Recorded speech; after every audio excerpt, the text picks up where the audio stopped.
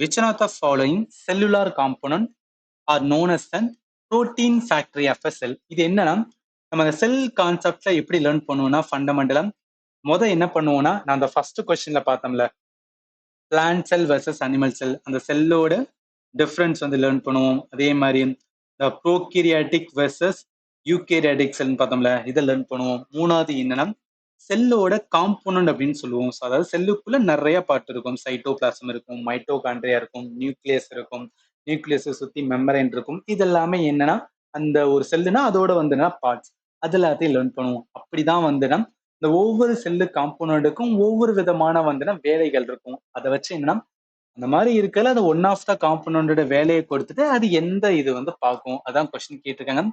Protein factory அப்படின்னு எதை சொல்லுவாங்கன்னா நல்லா ஞாபகத்துல வச்சுக்கோங்க.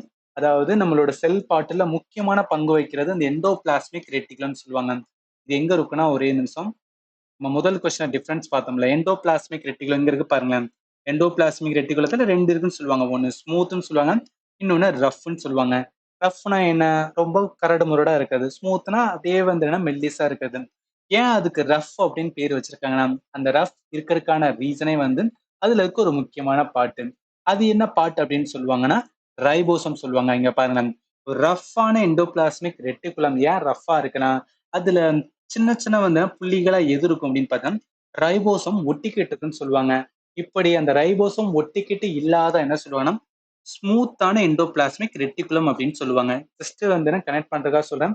ஏன்னா அந்த ரஃபை வச்சு நம்ம என்ன பண்ணணும்னா ஓகே ரஃப் அப்படின்னாவே ரைபோசம் இருக்கும்.